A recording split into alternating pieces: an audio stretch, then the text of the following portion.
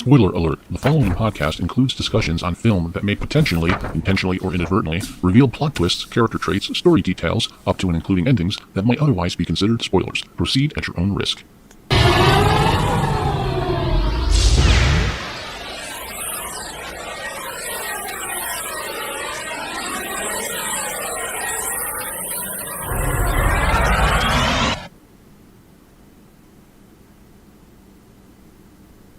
You're listening to Moviesucktastic.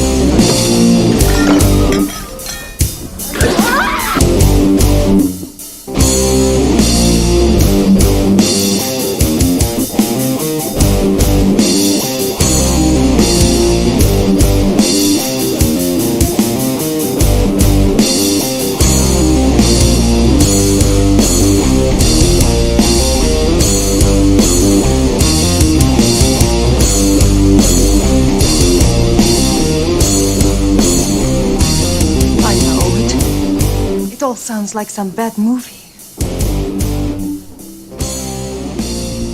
Alright, motherfuckers. There, I just got our explicit rating. This isn't just a... This ain't a kid's show, man. Yeah. Oh, man. Welcome to Moviesucktastic. I'm Elvis, and that's Elvis. Howdy. And we are reviewing our Oscar films, and this one is Elvis. Thank you. Thank you very much. Thank you very much. Taking care of business, you know. Yeah, so it's a biopic for the Oscars. It is. You know what? Spoiler alert. I really like this movie. Oh, no, you're fucking kidding me. No. And I do not like Baz Lurham. I do not like his movies. Well, I shouldn't say I don't like Baz Lurham. I'm sure he's fine. I don't like Baz Lurham movies.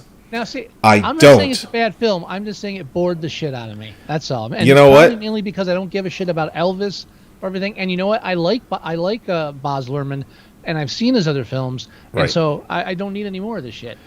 Well, I do like Elvis. I don't love Elvis. I actually go back to...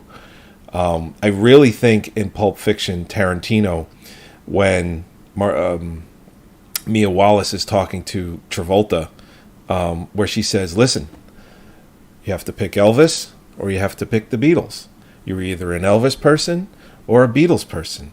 You can like both, but everybody likes one more than the other. So what are you? Are you an Elvis person or are you a Beatles person? And Travolta... Vincent Vega, he's like, I'm an Elvis person. And I go back to that. I constantly do because I think it's brilliant. And I think Tarantino is right. I like Elvis, but I love the Beatles. Yeah, I'm a Beatles person. I'm a Beatles person. But you just said you were an Elvis person. No, I said I like Elvis. You said you don't give a shit about Elvis. Those are two different things. Honestly, I don't care about the lives of musicians. I don't care about music itself. I like it, but I actually don't even care that much about the lives of like filmmakers anymore either. The Fablemans kind of just underline that for me. So I don't give a shit. Yeah. I don't care about these people's lives. Make shit up. Yeah. Please make up a fake Elvis. Make something up that's not boring.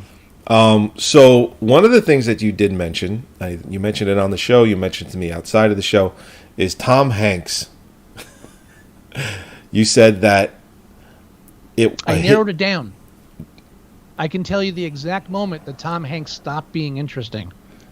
In this movie? Or in general? In his career. In his career. When I brought it up to you before, I was like, I can't remember the last time I watched a film that Tom Hanks was like the lead star in, or or one of the main stars at least. I mean, the star. Was it The Post? But a Tom Hanks film where I wasn't just bored.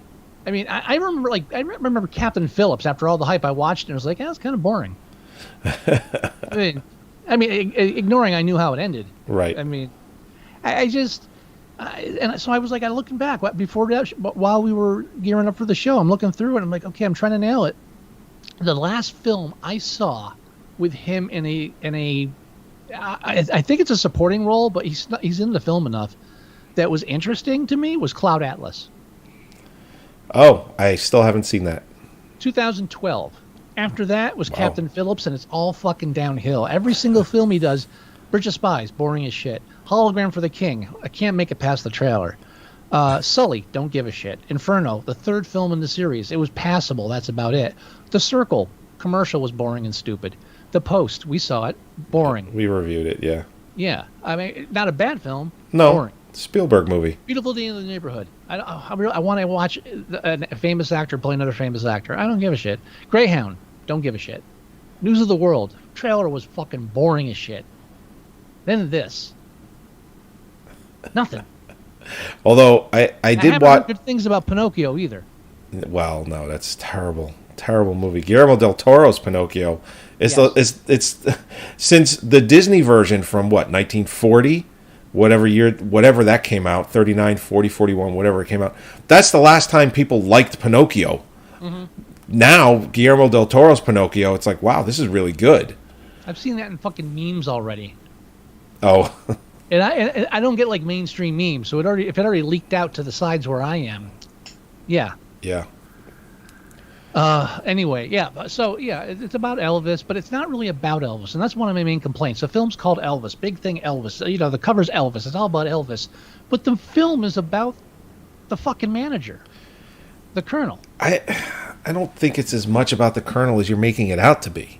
It is. It starts with him. The whole setup with him. The whole thing is about how he ruined Elvis or took advantage of him, or however you want to look at it, and their symbiotic relationship. The whole film is about him and the Colonel. It's about them. It's not about just Elvis. It's not a biopic about him. It's about these two guys. The thing starts with that Christmas card with them on it. Mm-hmm. Elvis and the Colonel. It's like that should have been the name of the film. Yeah, no, and don't get me wrong. I'm not saying it isn't largely. The Colonel is definitely front and center, but the other side of the coin is, I would say it's a 50-50. Elvis, Colonel. I don't think it's more about one or the other. I think equal time is spent on both. But which means it's not about Elvis. It's about Elvis and his manager. Yes. No. It absolutely is.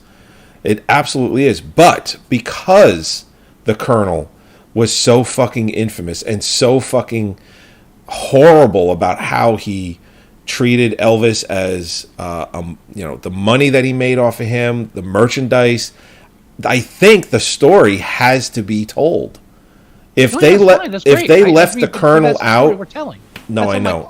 My only point is that's the story we're telling. Yeah, and you're not wrong. I know we don't go back and show his origins, which by the way, after I watched the film, I did go back and I read like a couple of articles about him. Yeah, I read his it too. Origins, and what a fucking weird background that guy has. Yeah.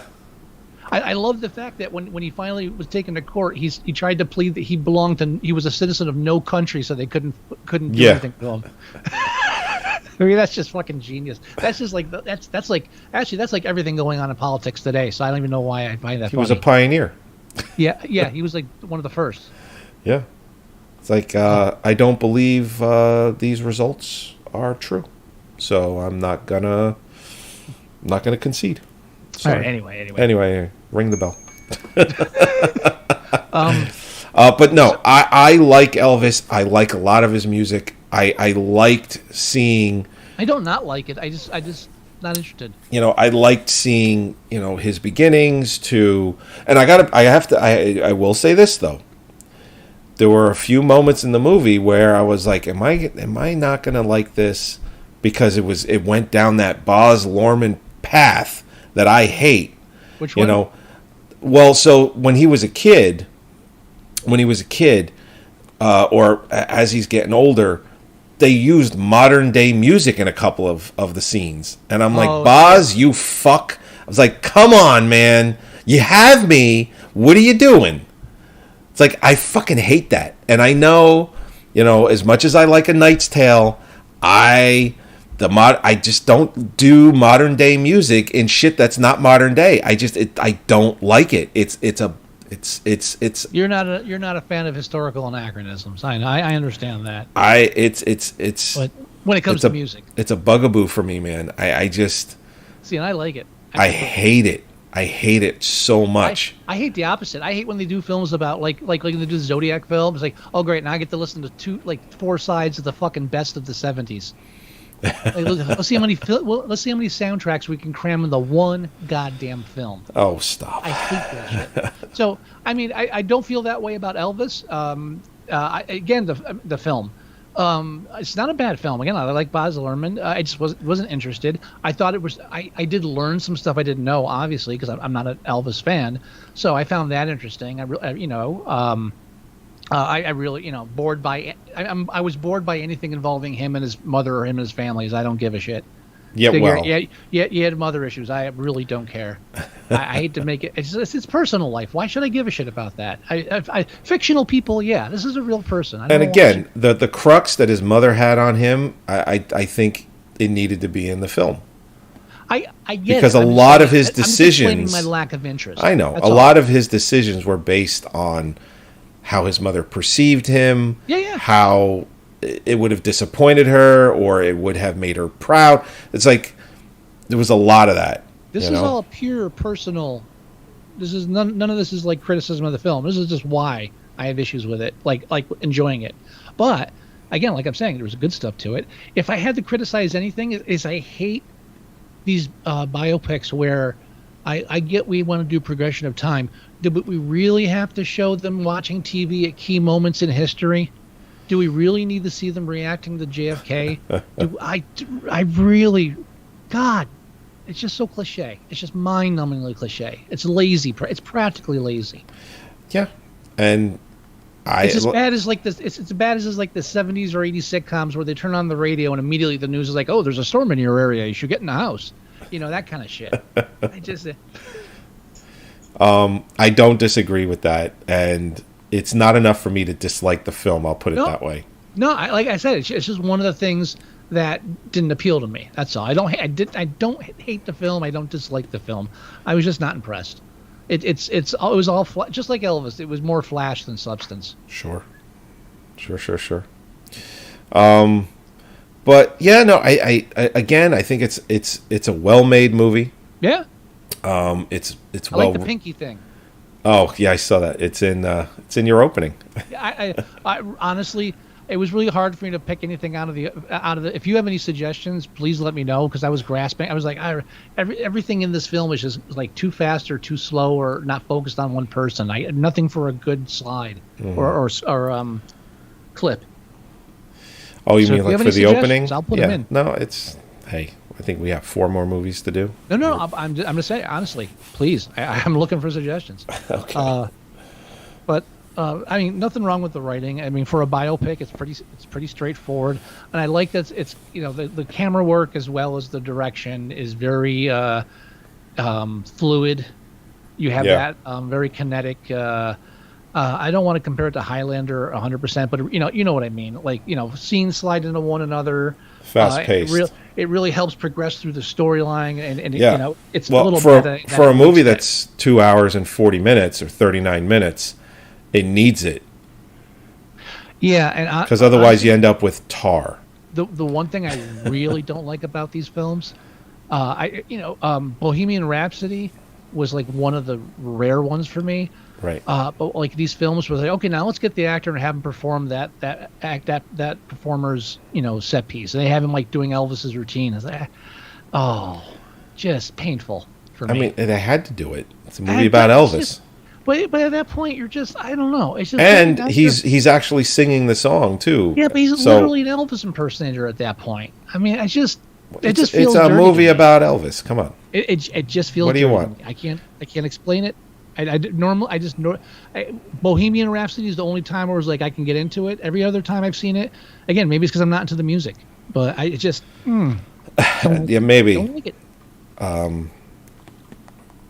I have no ground to stand on. I'm purely off just my own bigotry and hatred of any, whatever. I don't know. Pick something. Sure. This I don't know where to go with that. No, I mean, I'm just saying. But This is another movie that came out a while ago that they remembered. I feel the way about Elvis the way you felt about Tar. I get that. I do. And vice versa. Yeah, I absolutely get it. I understand wholeheartedly. Yeah, I think it's the best way I can put it. Yeah. But this is another film that came out a while ago that they had Oscar buzz. To like Everything Everywhere, where it came out in the summer. This movie came out in the summer. Came out 7 months ago. Longer. 8 months ago. Something like that. And they remembered it. And it's just one of those films that I didn't get why it got nominated. I'm like, why is this thing nominated? It's about fucking Elvis. And then I watched it. I'm like, okay, I get why it's nominated. I thought Jared Leto did a great job. Stop it. Playing Elvis. Stop it. What? Austin Butler. Who, by the way, for the most part, Kevin Smith discovered. He put him in yoga hosers. Oh, and that brought him fame and fortune? No, Quentin Tarantino gave him fame and fortune. But Kevin Smith knows Tarantino, and he put him in Once Upon a Time in Hollywood. So he was the guy that what was his name? Tex or Ranch or Rand? I forget what the fuck his name was. Tex, I think it was Tex. He worked on the old stunt ranch. Where all of Charles Manson's people were. He was one of those guys. And Tarantino put him in Once Upon a Time in Hollywood, and he's been getting stuff ever since. So. Did he play the Death Kid, El Muerte, or? Did he? I don't know. Oh, was that? Hold on. I want to see who he played in Once Upon. No, he played Tex. He played Tex. Okay. He said he was at... Yeah, Tex, that's the one. He's at the end of the movie where I am the devil or something. Yeah, at the end where he says, I am the devil. And then Brad Pitt, he's like, he goes, what's your name? I forget. And he goes, I am the devil. He goes, I was dumber than that. But it's funny because that's natural quote. I love that film. It's a good one. It's a really good Anyway, one. sorry, got sidetracked. All right. Let's talk about it. He did a great performance. He is excellent in the film. Pretend to be somebody else. He did a bang-up job. Yeah. Let's talk about its nominations. I know. It's up for 8. Yes. 8 nominations. Let me get my map here. All right. 8. Yeah, it's tied. No, it's in fourth place for most. Let's go. Nominees. A lot of them are technical though, so let's go backwards. Yes. Film editing, where it's up against Banshees of Inisherin, Everything Everywhere All at Once, Tar, Top Gun Maverick. Like I said in the last episode, I think that one probably goes to Everything Everywhere or Top Gun, but the editing in this film is very, very tight because of how fast-paced it needs to be, because of the music. Yeah. I wouldn't be surprised if it did win. I just don't think it will. All right. Production design. All Quiet on the Western Front. Avatar: The Way of Water. How does that get production design? It's all fucking CGI. Anyway, it's like giving a CGI movie best cinematography. It's like you have really good software. It's like, yeah. Anyway. Babylon, Elvis, and The Fabelmans. I can see Elvis winning this one, although I think they'll give it to Avatar, just because it costs $400 million. Cinematography, All Quiet, Bardo, False Chronicle of a Handful of Truths, Elvis, Empire of Light, and Tar. I still think that goes to All Quiet on the Western Front. Yeah. Costume design. Babylon, Black Panther, Wakanda Forever, Elvis, Everything Everywhere All at Once, Mrs. Harris Goes to Paris. Costume design. Yeah, maybe it goes to Elvis. Why not? It's either that or Everything Everywhere. Yeah. I don't know. Makeup and hairstyling. You have All Quiet on the Western Front, The Batman, Black Panther, Wakanda Forever, Elvis, and The Whale. Honestly, I think that is either the Batman or The Whale. I don't think anybody else gets makeup and hairstyling. Really? Listen,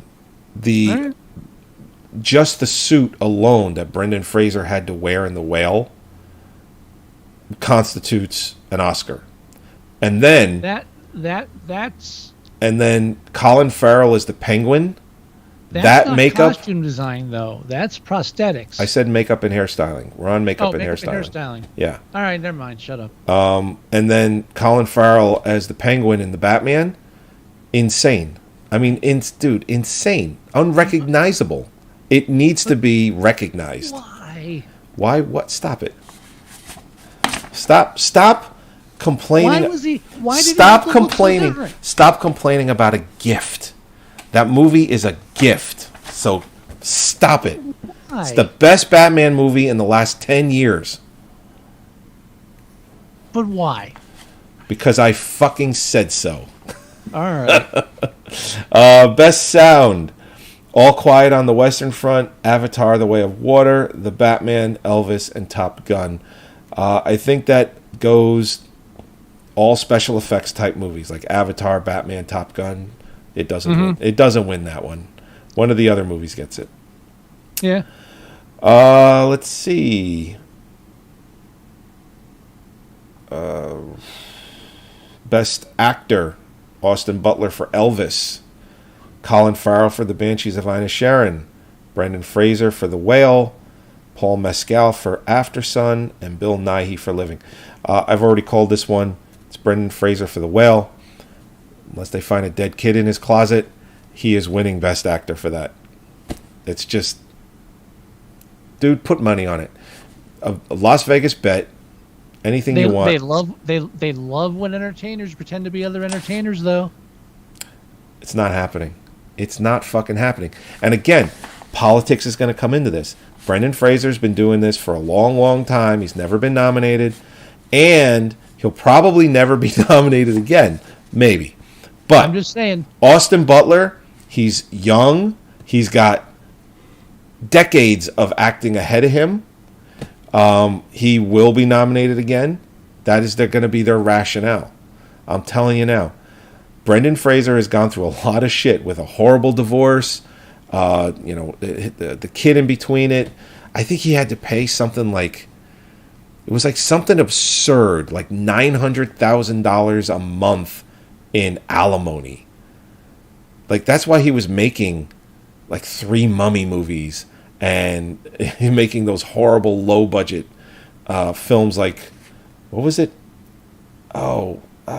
Something of Fury, where it was like they go in to go cut the forest down and the animals like attack. Well, that's a cartoon, isn't it? No. It was live action with CGI animals. It was atrocious. Anyway, it's going to Brendan Fraser. Put all your money. Listen, I'm so confident. I would say, put all your money that you have in the bank on it. He's winning. Anyway, but I would say that if he didn't get it, I think I would lean towards this. Towards Austin Butler. Yeah. He did a damn good job playing Elvis. I just don't, I don't. Yeah, no. I would lean towards him if somehow, some way, Brendan Fraser doesn't get it. And then Best Picture, where it's up against All Quiet on the Western Front, Avatar 2, Banshees of Inisherin, Elvis, Everything Everywhere All at Once, Fableman's Tar, Top Gun Maverick, Triangle of Sadness, and Women Talking. It's better than a lot of these films that are nominated, but it's not winning Best Picture. I really do feel that Everything Everywhere All at Once is going to win. Yeah, same. You want to rate this little puppy? Yeah, let's do it. I want to say it's... Film, but honestly, it's just, it's the life of Elvis. What do you want? It's currently a 7.3 on IMDb. I'm okay with a 7. No. This gets an 8. See, this is the opposite of Tar right here. Yeah. And that's why I'm not arguing. There you go. 8. All right. Beautiful thing. We're very generous this year. Mm-hmm.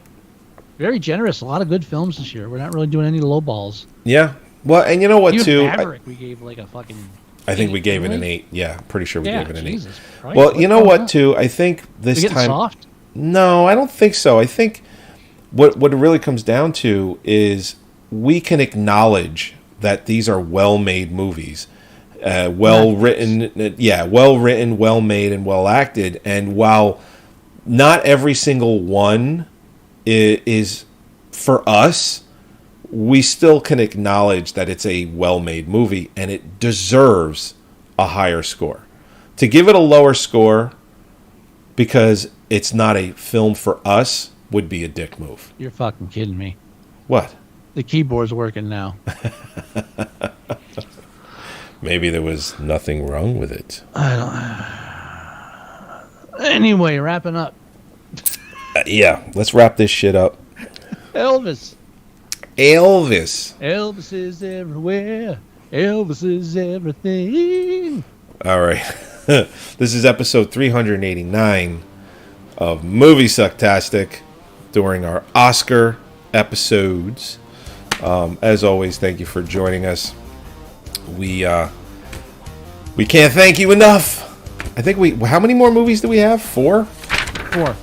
4. And those are Avatar 2, The Fabelmans, Triangle of Sadness, and Women Talking.